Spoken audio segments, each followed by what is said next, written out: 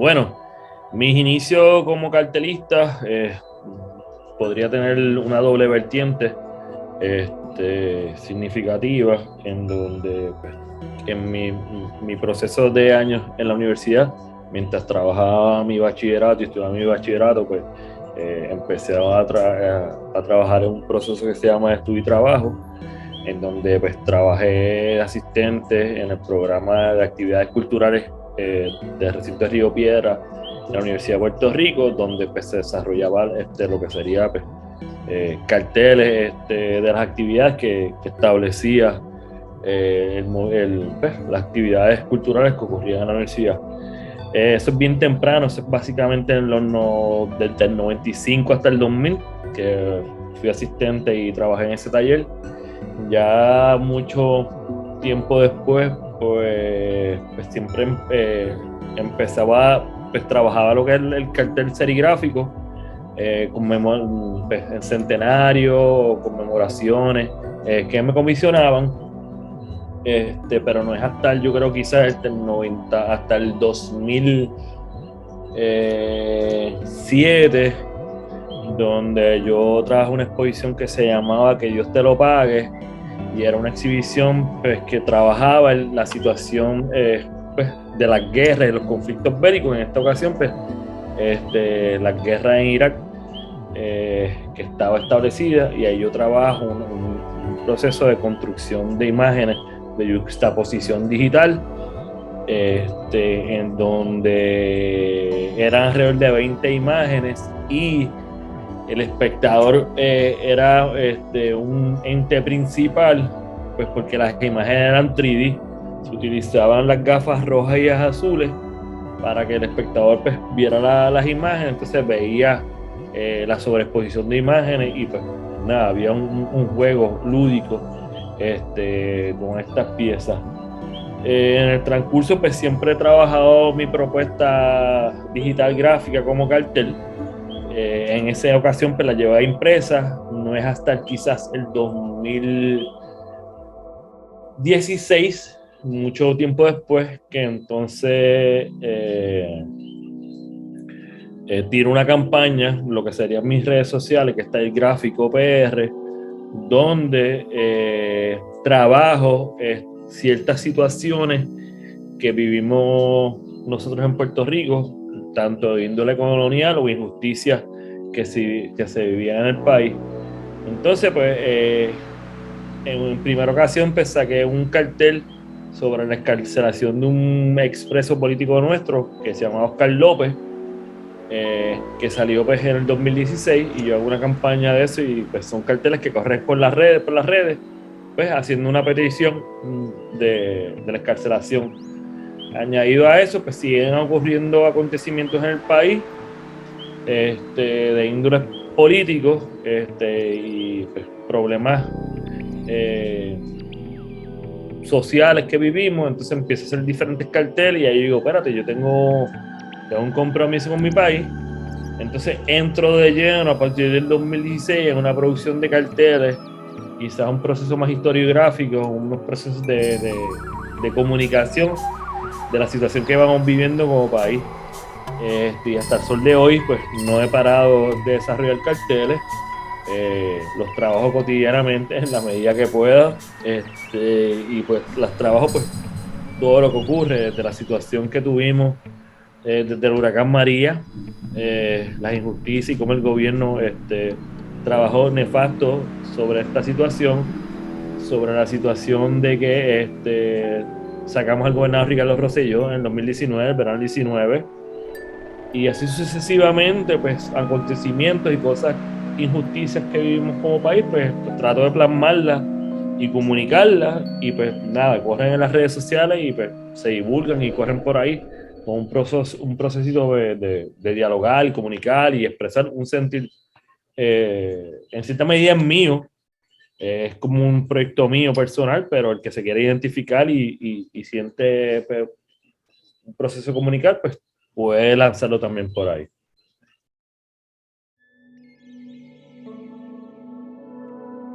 Eh, Actualmente yo pienso, por lo menos en nuestro país, había Puerto Rico tenía una gran historia del cartel puertorriqueño, de mucha manera, de procesos de comunicación informal.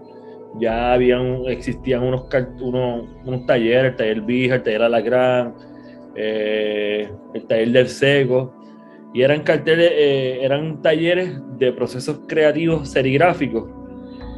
Actualmente, pues, quizás eso ha escaseado y ha bajado la intensidad de estos talleres serigráficos.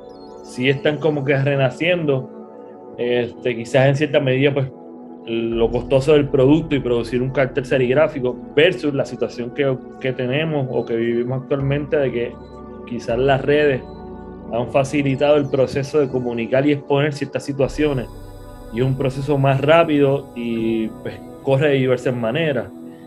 Yo en cierta medida, pues para mí ha sido un proceso sumamente productivo de querer exponer y expresar ciertas cosas de lo que vivimos, como te dije anteriormente, pero yo creo que es una herramienta de comunicación sumamente potencial.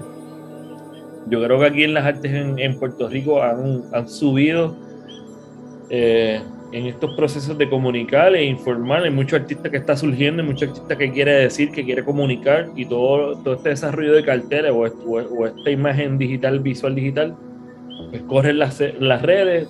Todo el mundo tiene una manera de escribir la historia, todo el mundo tiene una manera de transcribir o ver su interpretación. Yo creo que esa diversidad de lo que está ocurriendo, por lo menos en ese mundo amplio de las artes visuales gráficas, yo creo que no se va a detener, y creo que va en creciendo un poco más.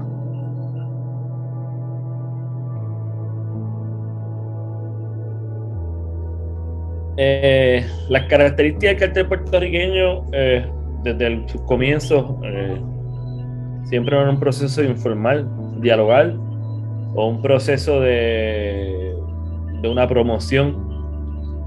Estoy hablando del cartel serigráfico, no del cartel de publicidad comercial. El cartel es bien distintivo en nuestro país. Yo creo que nosotros teníamos una de las bienales más antiguas de la gráfica. Eso ha cambiado con los años y tenemos cantidad de producción. Wow, hay bases de datos de carteles en Puerto Rico. Se pueden pasar sobre los 10.000 carteles que se trabajaron en la generación de los 50, 60 y 70. Había una cantidad de artistas plásticos trabajando el cartel, wow, y eso no se compara. Y yo soy una de las personas, pues, que he buscado mucho el cartel, tengo muchos referentes, y cada día descubro un cartel nuevo, cada día se descubre un artista que trabaja de otra manera. Y yo pienso, pues, que dentro del aspecto del referente de comunicar, cada artista tiene su estilo, y cada artista va generando su manera de comunicar, su manera de presentar, y eso hace que el artista pues sea diferente. Teníamos a Tufiño, Lorenzo Mar, Manuel Hernández Acevedo, José Alicea. O sea, que estamos hablando de la generación de los 50 y 60 todavía. Toda esta generación, pues, que tiene un trayecto importantísimo dentro de la cultura puertorriqueña y de los carteles puertorriqueños. Ahora, pues, ahí existe otras plataformas, otros medios digitales, existen otros procesos de comunicación que hemos, pues, tenido que aprender de esto para poder, de qué manera nosotros también poder comunicar ciertas situaciones o ciertas necesidades que tengamos como país, porque esto corre en las redes sociales, y las redes sociales, pues, sabemos, pues, que corre en cierta medida y no existe un control como tal. Pero ese proceso de dónde está el cartel puertorriqueño, hacia dónde nos dirigimos, yo creo que está en su mejor momento, y está en el mejor momento porque todo el mundo tiene algo que decir, todo el mundo tiene algo que comunicar, y todo el mundo lo dice desde su aspecto crítico y visual desde su aspecto, ¿sabes?, desarrollo artístico propio, no hay imposiciones. Y esa diversidad y esa autonomía y todo eso pues hace que sea rico lo que está ocurriendo, porque no es una persona, no son dos personas, está ocurriendo en masa, está ocurriendo en una diversidad y cada día salen más personas.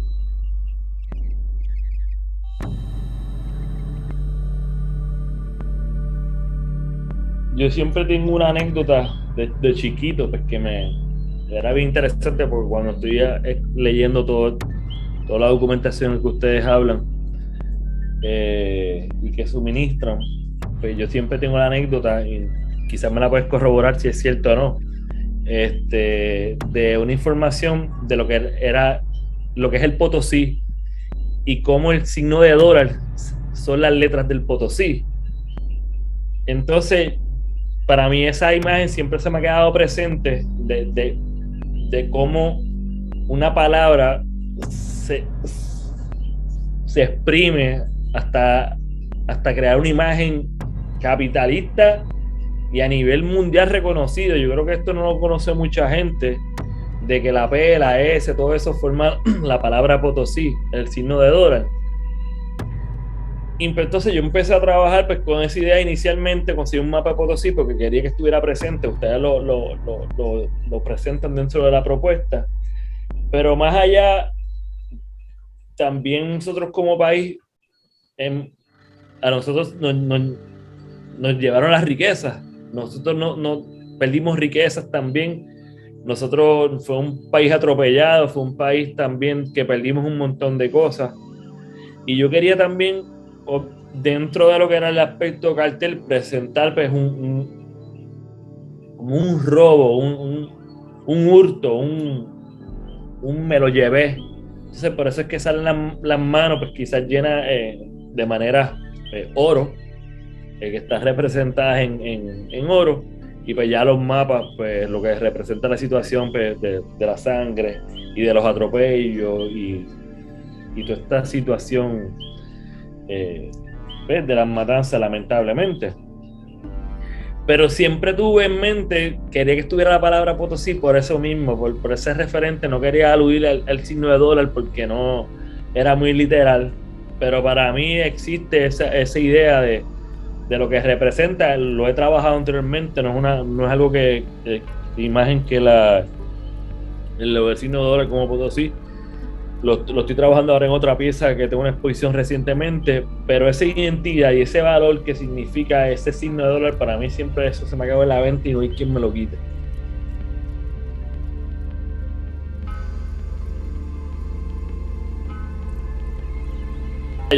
Yo verdaderamente pienso y creo que de hecho ya el que desarrolla la exposición como tal tiene un logro y tiene un cometido. Ya el ser uno agradecido una vez por haberme invitado, pero yo creo que ya existir la manera en donde se piensa la idea y lo que se quiere comunicar, yo creo que claramente los artistas saben hacia dónde nos vamos a dirigir. Yo creo que los artistas están bastante claros de los procesos de historia y de cómo se deben comunicar las cosas. Y yo creo que eso no es forma de evadirlo, yo creo que es una forma de que ok, este es el tema, nosotros hemos pasado por esto, y existe esa sensibilidad dentro de los artistas, incluyendo entre ellos, donde podemos desde simplificar, yo creo, a través de la imagen estos aspectos, y estos aspectos son unas situaciones coloniales que vive Centroamérica, Suramérica, nosotros en el Caribe, y yo creo que no había manera de tomar otro rumbo. Ya cuando tú ves el título y todo lo que implica y toda la historiografía que existe detrás de eso, no hay manera de coger otro rumbo hacia eso. Yo creo que el rumbo estaba claro, por lo menos de mi parte.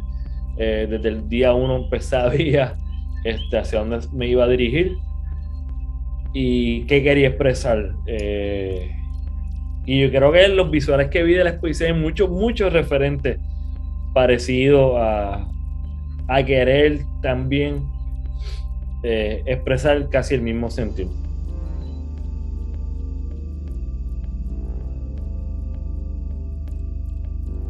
Creo que no es ni una ni la otra. Yo creo que estamos más metidos, porque yo creo que estamos en el proceso de comunicar y estamos en el momento en donde se puede expresar mejor, y yo creo que no estoy quitando que no se puede expresar de otra manera, no se expresar en el pasado, sino yo creo que dentro del mundo en que estamos viviendo ya no hay manera de tergiversar la historia o cambiar la historia quizás a la que nos dieron.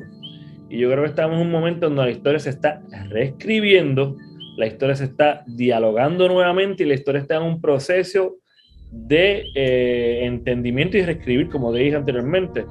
Yo creo que no se va a dejar hasta que las cosas se vayan poniendo claro, hasta que las cosas se vayan aclarando, hasta que se vaya poniendo, esto fue así, así fue, ya no van con paños tibios, tú sabes, es momento de que se divulgue tal y como es. Y yo creo que en ese sentido, no, yo creo que esas cosas nunca van a dejar de descansar. No hay manera de descansar. Al contrario, creo que es el proceso donde sí existen las plataformas, por ejemplo, las redes son un proceso de comunicar distinto. Ya no hay manera de que la prensa controle ciertas cosas. Yo creo que hay mucha manera ahora de dialogar las cosas. Todo el mundo quiere decir, opinar. Obviamente uno tiene que determinar quién es el que tiene verdaderamente los procesos tangibles o creíbles, pero creo que estamos en ese proceso todavía y no creo que en buen tiempo merme esta situación.